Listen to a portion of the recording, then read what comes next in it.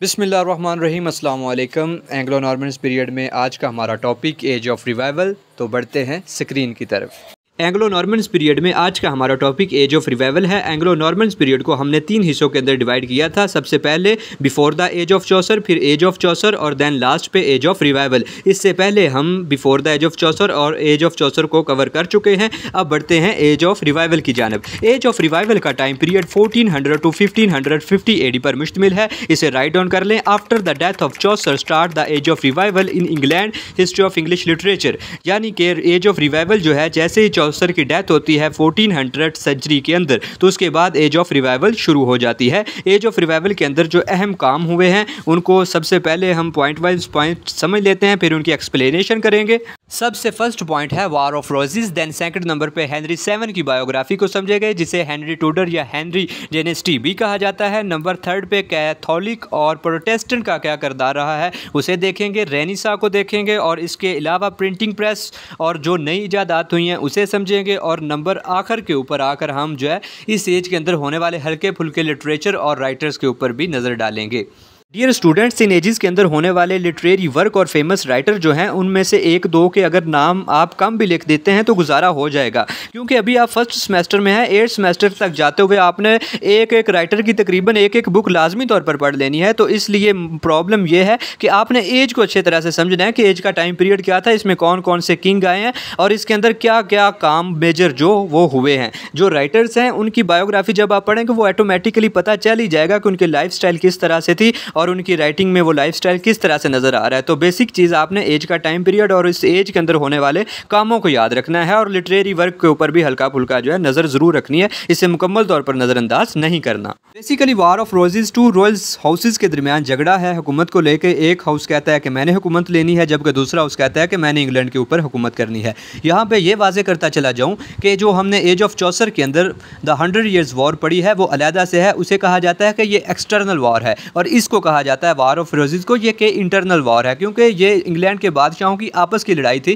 कि मैंने हुकूमत करनी है, वो कहता था मैंने हुकूमत करनी है। लेकिन इंग्लैंड और फ्रांस की जो लड़ाई है वो सारी दुनिया के सामने है, इसलिए उसे एक्सटर्नल वॉर कहा जाता है और वार ऑफ रोजेस को इंटरनल वॉर कहा जाता है। अब देखते हैं वो दो कौन से हाउसेस थे। नंबर 1 पे है हाउस ऑफ लैंकेस्टर, नंबर 2 पे है हाउस ऑफ यॉर्क। और हाउस ऑफ लैंकेस्टर का इंतखाबी निशान है जिससे इनकी शिनाख्त की जाती है कि ये हाउस ऑफ लैंकेस्टर वाले हैं, वो है रेड रोज यानी कि सुरख फूल, आशिकों की निशानी। और नंबर 2 पे है हमारे पास हाउस ऑफ यॉर्क, इसका इंतखाबी निशान है वाइट रोज़ यानी सफ़ेद फूल, जिससे इनकी शिनाख्त की जाती है। अब याद यहाँ पर आपने ये रखना है कि हेनरी टूडर जो है, जिसे हेनरी 7 कहा जाता है, वो हाउस ऑफ लैंकेस्टर का सिपा सलार है, जबकि दूसरी तरफ रिचर्ड 3 ये हाउस ऑफ यॉर्क का सिपा सलार है। अब इन दोनों के दरमियान हो रही है, दोनों हाउस के दरमियान कौन सी वाज हो रही है जी? वार ऑफ रोजेस। देखें दोनों के रोजेस ही हैं, हाउस ऑफ लैंकेस्टर का रेड रोज़ है जबकि हाउस ऑफ यॉर्क का वाइट रोज़ है, और इसलिए इसे वार ऑफ रोजेस के नाम से अच्छी तरह याद रखा जाता है।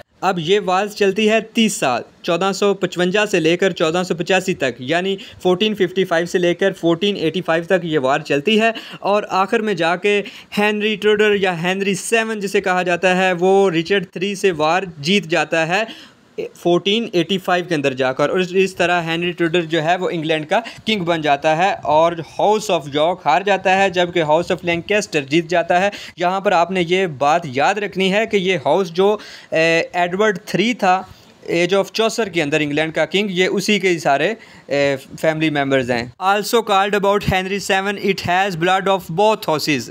हेनरी 7 के बारे में ये कहा जाता है कि हेनरी 7 दोनों हाउसेस का मुश्तरका खून है। वो किस तरह से जी? हम देखते हैं कि हेनरी 7 का तल्लुक था हाउस ऑफ लैंकेस्टर से, और जिसके साथ ये शादी करता है जो इसकी वाइफ होती है एलिजाबेथ यॉर्क, उसका तल्लुक होता है हाउस ऑफ यॉर्क के साथ। तो इसका मतलब ये हुआ कि हेनरी 7 की जो वाइफ है उसका तल्लुक हाउस ऑफ यॉर्क के साथ है और हेनरी का खुद अपना तल्लुक हाउस ऑफ लैंकेस्टर के साथ है। तो दोनों हाउसेस में होगी ना जी मुश्तरका बातचीत। अब हेनरी 7 समेत एज ऑफ रिवाइवल्स के अंदर आने वाले जितने भी किंग्स हैं उनका टाइम पीरियड आपने जैसे मर्जी मुश्किल हो या आसानी से अच्छे तरीके से याद करना है। तो हेनरी 7 का टाइम पीरियड 1485 से जब इसने डिफेट किया दूसरे हाउस को, वैसे ही इसने तख्त संभाल लिया था, यानी 1485 से लेकर 1509 तक है। और इसके बाद इसका बेटा हेनरी 8 आ जाता है जिसका टाइम पीरियड 1509 से लेकर 1547 तक है। और इसके बाद हेनरी 8 के 3 जो बच्चे होते हैं इनका टाइम पीरियड आ जाता है, जिनमें सबसे पहले है एडवर्ड सिक्स, जिसका टाइम पीरियड 1547 से लेकर 1553 तक है। और उसके बाद मैरी वन है, जिनका टाइम पीरियड 1553 से लेकर 1558 तक है। और उसके बाद एलिज़ाबेथ वन है, जिनका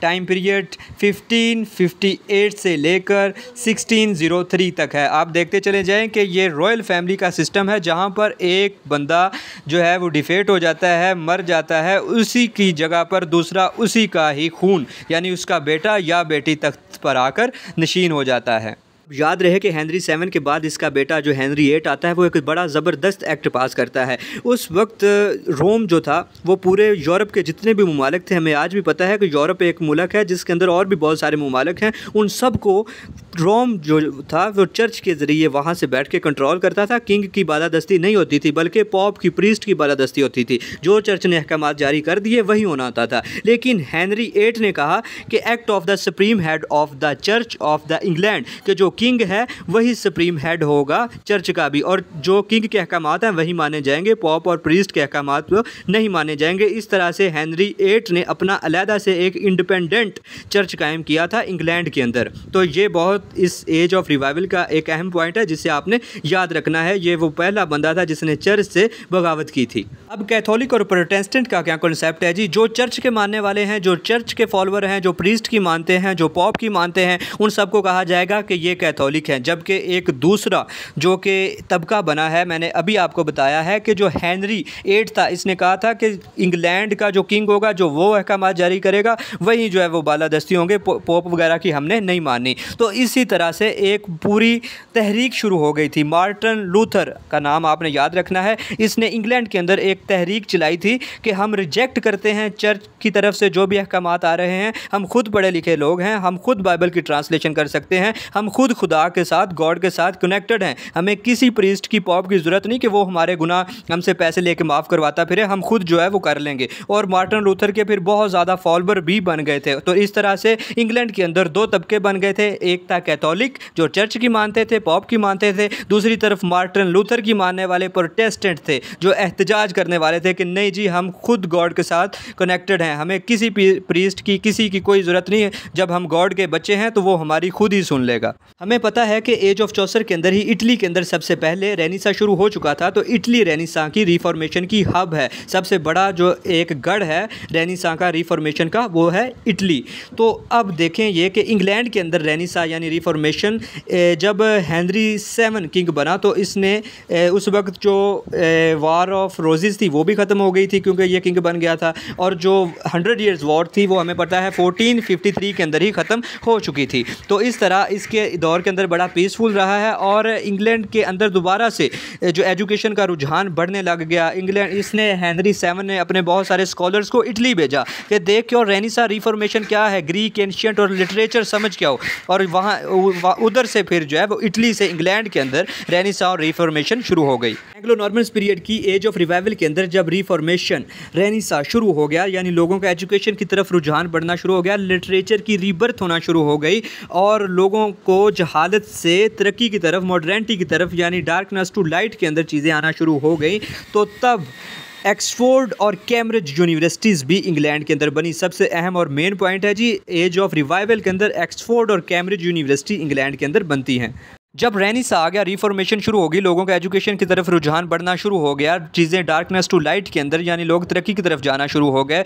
रीबर्थ ऑफ द लिटरेचर को दोबारा से लिखना शुरू कर दिया गया। तो उस वक्त लोगों ने पॉप को, चर्च को, प्रीस्ट को, किंग को, सबको छोड़कर सबसे पहले और सबसे ज़्यादा अहमियत दी ह्यूमनिज़म को, इंसानियत को। उन्होंने कहा कि इंसान को सबसे ज़्यादा अहमियत दो बजाय के मज़हब को या किसी और के अहकामात को। जो इंसानियत की भलाई के लिए वो काम करो। Francisco पेट्रार्का also called the father of humanism. Printing press के मतलब सबसे अहम बात आपने ये याद रखनी है कि इसको इन्वेंट किया था जोहान्स गेटेनबर्ग ने 1450 के अंदर, 1450 के अंदर यूरोप के अंदर जोहान्स गेटेनबर्ग ने प्रिंटिंग प्रेस को इन्वेंट किया था। जबकि इंग्लैंड के अंदर इसे विलियम कैस्टन लेकर आए हैं 1476 के अंदर। और प्रिंटिंग प्रेस के आने से किताबें और ज़्यादा सस्ती हो गई क्योंकि पहले हाथ से लिखी जाने वाली किताबें थी, बहुत महंगी हुआ करती थी। लोगों तक लिटरेचर लोगों को पढ़ना पसंद था लेकिन महंगी होती थी, रसाई मुश्किल थी। लेकिन प्रिंटिंग प्रेस की एज ऑफ रिवाइवल के अंदर आ जाने की वजह से किताबें छपना शुरू होगी जिसकी वजह से किताबों की कीमतें कम हो गई और लोगों तक रसाई जो है किताबों की वो ईजी हो गई। एज ऑफ रिवाइवल के अंदर बहुत ज़्यादा डिस्कवरीज हो गई, जैसे कि वास्को ड गामा की डिस्कवरी है, कोलंबस ने अमेरिका को इन्वेंट कर दिया, कॉपरेंस ने सोलर सिस्टम को इंट्रोड्यूस करा दिया, प्रिंटिंग प्रेस आ गई। तो अब देखें चीज़ें मॉडर्निटी की तरफ जा रही हैं, तरक्की की तरफ जा रही हैं। एज ऑफ रिवाइवल जैसे जैसे ख़त्म हो रही है चीज़ें तरक्की की तरफ बढ़ रही हैं। ये आगे जब एलिजाबेथन एज, जिसे गोल्डन एज कहा जाता है हिस्ट्री ऑफ इंग्लिश लिटरेचर की, जब वो शुरू होगी तो ये कड़ियाँ उनके साथ जुड़ेंगी। इसलिए अब आपने इन चीज़ों को अच्छे से समझना है और याद रखना है कि चीज़ें किस तरह से जो है वो मॉडर्निटी की तरफ जा रही हैं। अब देखते हैं इस एज के फेमस लिटरेरी वर्क को। इस एज के अंदर सबसे ज़्यादा जो ग्रोथ मिली है वो ड्रामा को मिली है।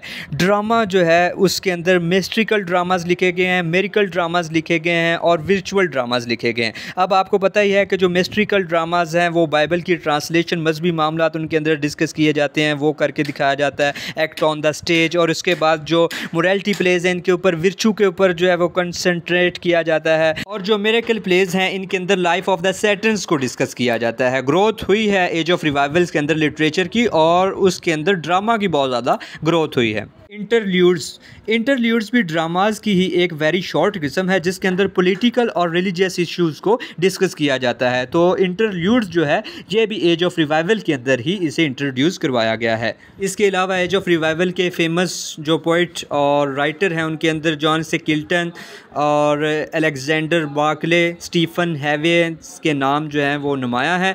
और बेसिक इस एज के अंदर ना जो चौसर की एज थी, यानी कि चौसर का लिखा हुआ जो वर्क था उसे ही बढ़ा चढ़ा कर दिखाया गया। कोई ख़ास वर्क इसके अंदर नहीं हुआ। जो राइटर्स के नाम आपको बताए हैं इनकी बायोग्राफी और लाइफ को आप अच्छे से ज़रा और इनके फेमस वर्क को देख लीजिएगा। इसके अलावा इन तमाम राइटर्स और इनके फेमस वर्क पर अलग-अलग से इंशाल्लाह वीडियोज़ बनेंगी।